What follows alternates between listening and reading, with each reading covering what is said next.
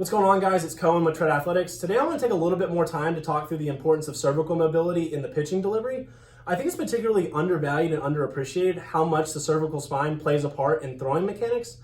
And with that, if you're a guy who's having velocity and command issues or having sustainability issues, it's definitely a place that I would look. It has a big influence on shoulder rotation and the kind of the angle at which we rotate our shoulders, and it's a big player in separation. So if you're a guy who's missing that as a part of your mechanics, it's definitely a place that I would take a look. So if you'll hang with me, we're going to be working our way through the guiding principles, the muscles and joints involved, the identification of it in high-level throwers, essentially what they're doing, how to self-assess it, and then from there, the ways to go about improving it. So hang with me and we'll get rolling through it.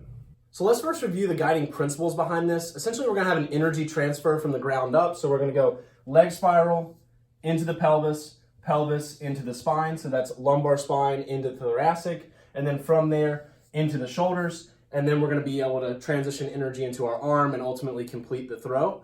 So I don't want to get too confusing with all the terminology. So what I've done is gone ahead and simplified that. The simplification of that is that the pelvis is essentially going to follow the legs. The shoulders are going to follow the pelvis. Then the head is going to follow the shoulders, and the arm is going to follow the shoulders. I've started these last two because they're particularly important because they both follow the shoulders. The head being not an active component, but actually a passive component during the throw, in a fixed point, so essentially being fixed in motion. It's particularly relevant that because the arm follows the shoulders, the head follows the shoulders, that the arm is most likely going to follow the head. So any excess motion or inconsistency in head posture is going to be particularly relevant as far as the throwing motion is concerned and being consistent, whether that's command, velocity, or the sustainability of your throwing motion.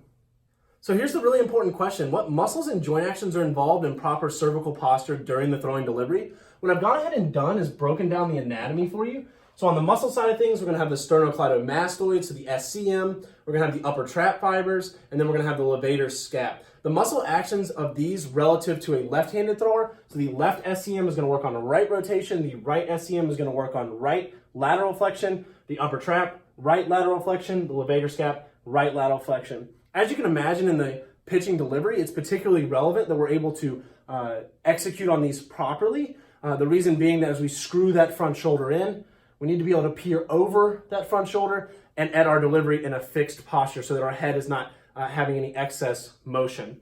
With that, the joints and the joint actions, obviously we're talking about the cervical spine here. It's particularly relevant though, the joint action, so the lateral flexion component or the right rotation component relative to the left-handed pitcher.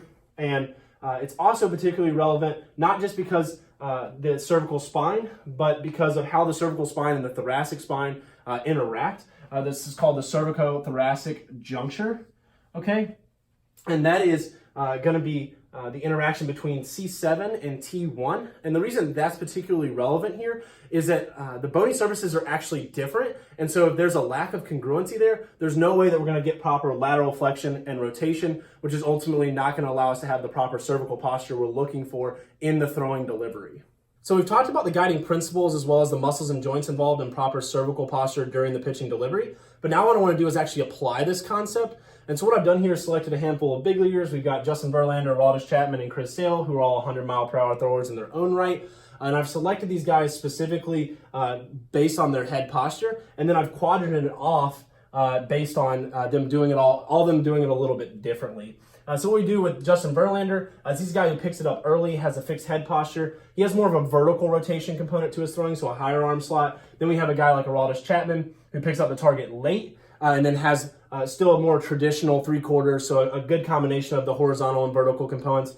And then we have Chris Sale, who has almost purely a horizontal rotation component to his throwing delivery. And then I've actually left this quadrant off, as you notice. And the big reason is that both in practice and in my search, I wasn't really able to find a guy who picks up the target really early and then also has a almost purely horizontal rotation component to their throwing delivery. And both in practice, I haven't seen that, and then also in my search. So I think it probably suggests that kind of the cervical posture probably does influence, as we talked about earlier, does influence the way the shoulders are moving and the way the kind of arm follows along with that. So it affects the arm slot because the arm is really only along for the ride there. So if you'll bear with me, I'm going to go through each one of these videos individually and kind of pick out the fixed head posture that I'm talking about, and we'll kind of go from there. So bear with me here for a second. We're going to start with Justin Verlander. So let's start with Verlander, and what I want you to notice is I want you to notice how his head stays fixed on his target. And then when we talked about that screwing motion with his front side, with his glove side, I want you to notice that position there where he's able to really screw in. He's able to laterally flex and rotate toward the target with his neck, and he's actually able to peer over and still maintain a fixed head posture. And if we move through the rest of this delivery, his head is pretty much in a fixed position all the way through release. The video cuts off here. Then I want to move to the guy who picks up the target late, like an Aroldis Chapman. So we're going to play through this. So his head is actually peering down at the ground here. And what he's about to do is pick up the target and still maintain that position. I want to show you what that looks like with his front arm torqued. So when he torques that front arm here, so he's got it internally rotated, his head posture, he's peering at his target. And so that's particularly relevant because we're going to see his arm slot come through. And when we see his arm slot come through, he's going to maintain all of that torque position there. He's going to maintain a more traditional 3/4 slot. And then let's go to Chris Sale as the last one. We're going to go to Chris Sale. And what I want you to notice is that he is not picking up the target until starts to pick up the target here, so when he's already into his delivery. And then what I want you to notice is if we actually move back, relative to his shoulder, his chin is actually locked in a posture here.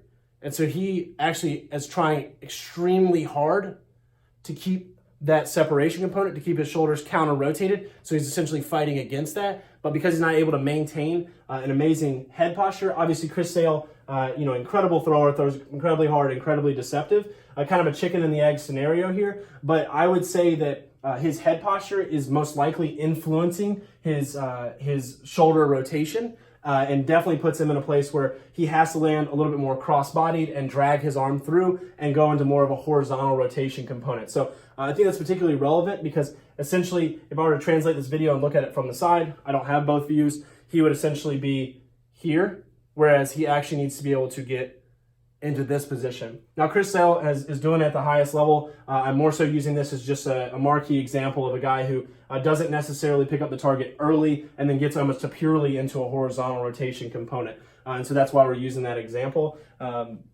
With that, and with all these guys, obviously 100-mile-per-hour throwers, they do it all a little bit differently. But I think if we're a guy who's having command and velocity issues, if we're a guy who's having some nagging injury issues, that the cervical spine definitely is a place we need to look, because I would more so err on the side of not being the one exception, the Chris Sale, and I would want to be more toward the Justin Verlander type, the Aroldis Chapman type, the Garrett Cole type, the Andy Pettitte type. I mean, we can keep going with guys that have a little bit more traditional delivery, and I think we shouldn't model ourselves after the exception in this case. So that's just kind of the application of it and identifying it in these three respective big leaguers. And now we're going to go into what it looks like to self-assess it in your own delivery, and then also the ways to go about fixing it.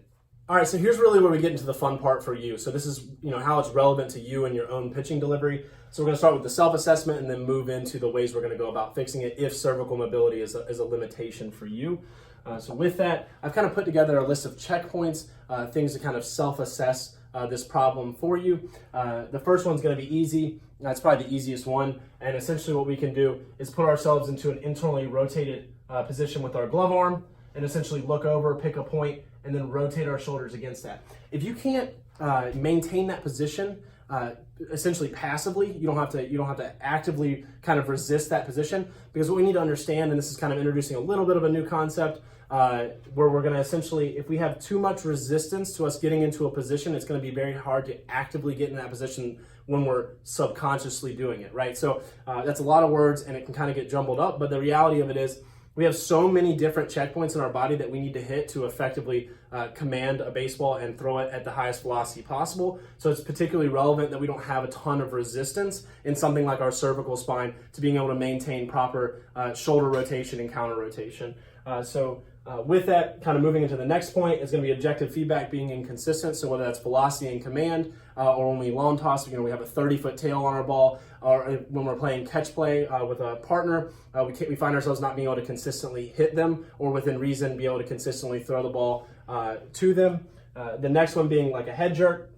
If we're actively cueing a head jerk, we probably need to stop. Maybe that's intent related. If not, if it's something that's actually happening and you can't seem to control it, it may be something where you're unable to maintain this fixed posture that we're talking about, where the head is able to focus on the target, and so it becomes particularly relevant. If we have too much shoulder rotation, so this is not forward rotation, this is actually counter rotation. So essentially, if we're driving too much rotation extension from the thoracic spine and the lumbar spine and not able to actually maintain that fixed posture with our cervical spine, that potentially becomes an issue. Kind of leads into the next one where we have a buggy T-spine or lumbar spine where, you know, the QL, the oblique, the rhomboid, the low trap are all overworking and over shortening to compensate to essentially try to get ourselves into a better position to transition energy. And so essentially our cervical spine is not carrying the load, so to speak. And then the last one is going to be the nagging arm issues. So if we have an issue where, you know, our arm is kind of getting outside of the plane of rotation of our shoulders, and we're having excess, you know, elbow fatigue, soreness,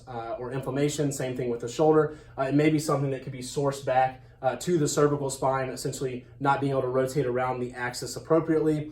For our guys, so this is the self-assessment, but for our guys, we have a comprehensive neck assessment where we take them through flexion, extension, and rotation. We look at each side differently, and then based on if they're, you know, a left-handed thrower or a right-handed thrower, their arm slots, and then there's a lot of other credentials there. But that's kind of how we look at it for them. But for you, these are some things that I would check off the list to see if you have any issues. From there, if you do have issues, let's move into the ways to go about fixing it and kind of attacking this problem and seeing about improving your pitching delivery.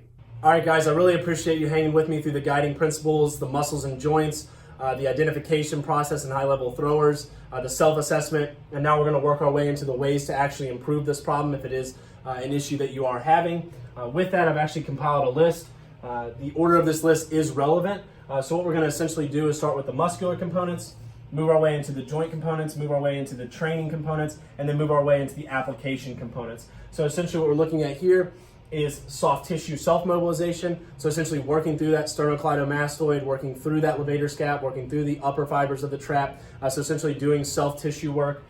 From there, we're going to be doing dynamic stretching. So essentially working our way through active stretching. So something like a fascial stretch where we're putting tensional pull between essentially the poles of the muscles and working on improving essentially their elongation and basically their resistance. So actually reducing that resistance.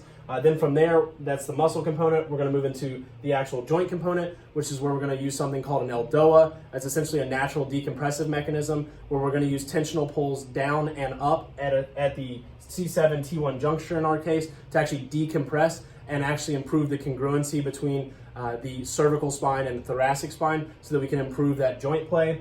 The next one is going to be isometrics, so essentially working on rotation. We're going to be working on flexion in isolation, and then from there we're going to be working on those components together. So rotation, flexion, we can even throw up our glove arm and essentially work through that and its application to actual throwing. So essentially our ability to maintain that in-range position without too much resistance. And then the last one's going to be drills. So essentially the throwing drills that we use to actually improve this and isolate this in the throwing motion. So I want to take out all the moving parts with the lower half, with the pelvis, and I really want to isolate the head posture. So what we're going to do is use a fixed posture throwing drill, something like a 10 toes drill or a tensional throw, where we're maintaining that fixed head posture. With that, that's kind of the ways to improve it. I'm actually going to include a full list of videos with rep schemes so that you guys have something to work on and kind of some homework to take home and try. And I really do appreciate you guys hanging with me. I know that some of this material can get a little bit dense, but it is extremely relevant that your cervical mobility is on par with what your goals are. So essentially what you're trying to accomplish with your pitching delivery. And if this is one of your biggest limiting factors, it really can be prohibitive as far as your command and your velocity and your sustainability of your actual pitching motion. So definitely give this stuff a try, check it out, self-assess yourself, try out the ways to improve it, and let me know what you think.